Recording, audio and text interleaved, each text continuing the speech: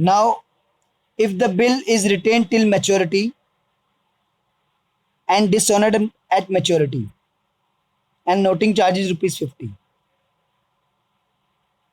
आपको पार्टी से बिल मिला, आपने 3 महीने तक मैच्योरिटी तक अपने पास रखा और मैच्योरिटी पे पार्टी ने आपको पेमेंट नहीं करी, that is called dishonour of bill. तो जब बिल डिसऑनर होता है तो आगे हम लीगल एक्शन ले सकें, इसके लिए उस बिल को हमें नोटरी के पास जाके नोट करवाना होता है। जो कोर्ट होता है, कोर्ट में एक नोटरी ऑफिसर बैठता है, उसके पास जाके हमें बिल को नोट करवाना होता है। उसके चार्जेस लगते हैं, उनको बोलते हैं नोटिंग चार्जेस।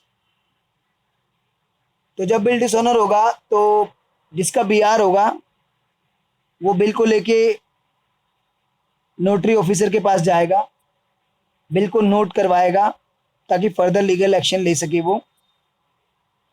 और वो जो नोटिंग चार्जेस पे करेगा वो बाद में जिसका बिल था, जिसने डिसऑनर किया है, जिसका बिल्स पेबल था, उससे वो नोटिंग चार्जेस वो रिकवर कर लेगा। तो अभी जो हमने क्वेश्चन किया पीछे पेज पे कि 10,000 के ए ने बी को गुड्स बेचे 1 जनवरी 2001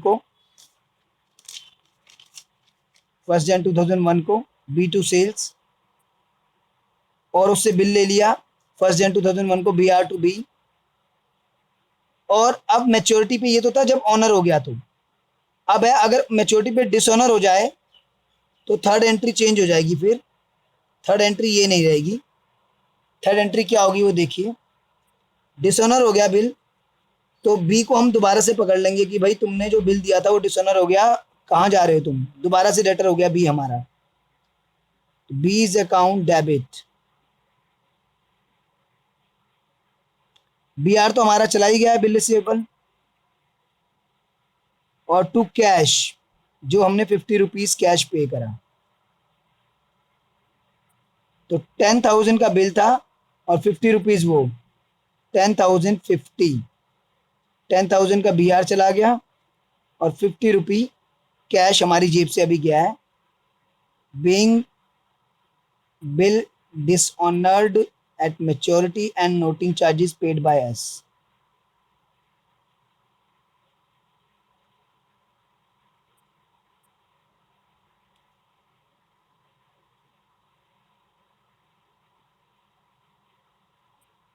तो डिसऑनर्ड हो गया और हमने नोटिंग चार्जेस भर दिए, but it is not an expense for us.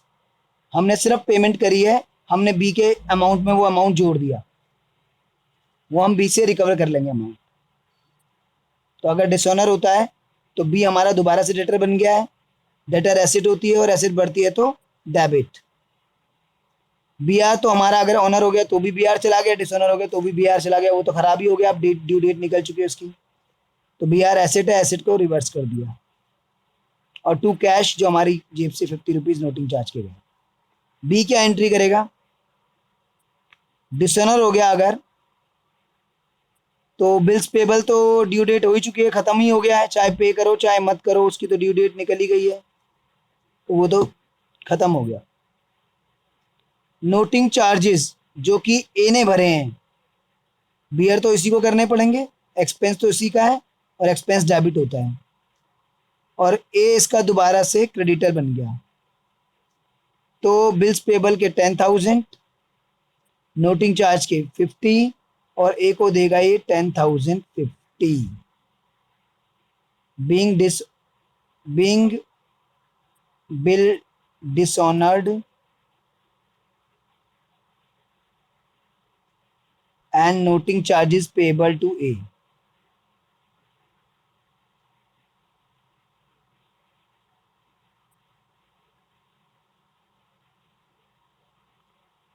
तो ये है भाई बी की बुक में एंट्री।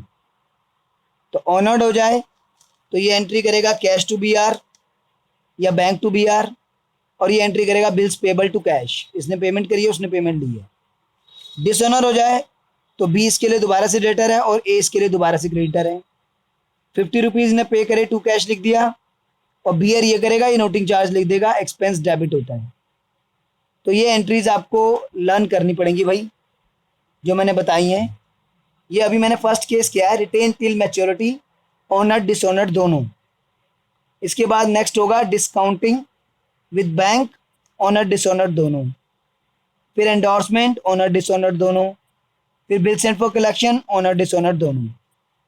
आज यहीं पे रहने